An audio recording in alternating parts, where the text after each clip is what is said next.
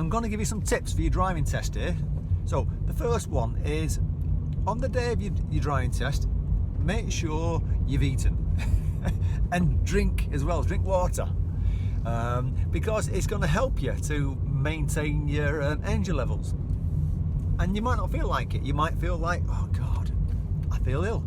I've woke up, got butterflies, I've got me instructor coming in an hour, or I'm going with my dad or my mum in an hour, and I'm going to a test centre, and it's going to cause you to have butterflies.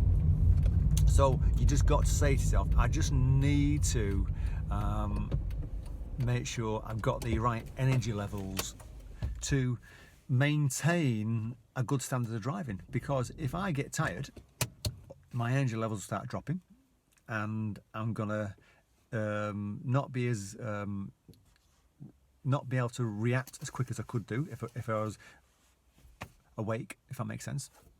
And what tends to happen is, and I've noticed this with certain people, is that they'll have an hour and then they'll have the driving test, and sometimes if they're not used to taking like 2 hours of lessons one after the other, then come the driving test is they'll do all right in the first 15-20 minutes, and then they'll start to drop the standards because they're starting to flag.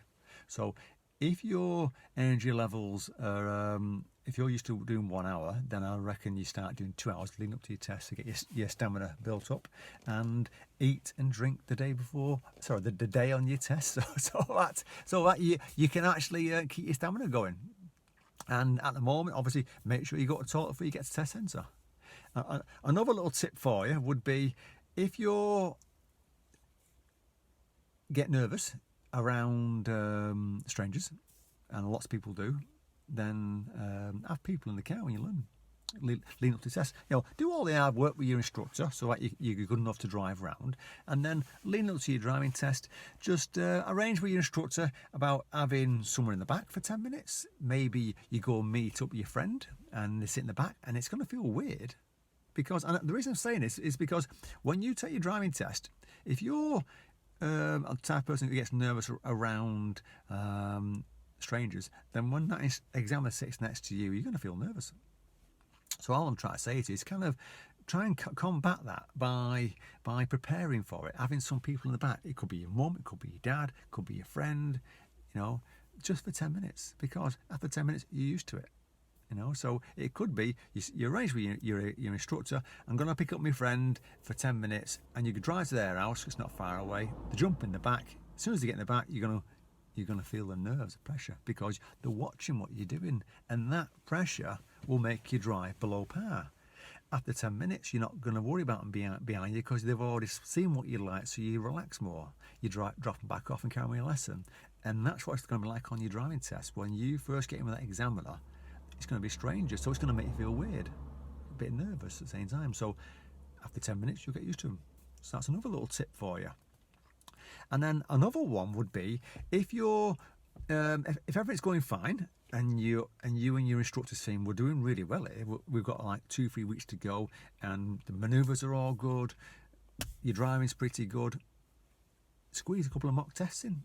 Have a couple of test routes where you can get used to what it's going to be like on a route, because you're going to get a manoeuvre in there, you're going to get a show me question, a tell me question, you're going to get pulled over 5 or 6 times on the route, you're going to get independent driving, whether it be a sat nav or road signs, and you're going to get country roads, fast roads, slow roads, meeting traffic, junctions. They're all going to be in there. So if you've got the opportunity to do a mock test or 2 mock tests, then take it, because it's preparing you for your driving test.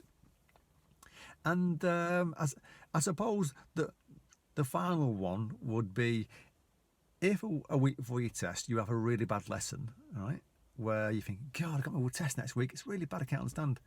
It's quite normal, that. It's quite normal to have a bad lesson leading up to your test. So if you do, and it's really affecting you to the point where you're thinking, oh God, I'm really bad here, I'm really getting bad at this, then speak to your instructor. It might be you want an hour lesson in between then and your test, to kind of remind yourself. But just remind yourself at that point, just stick to basics. It's always the simple things that people get used to and make mistakes on leading up to the test.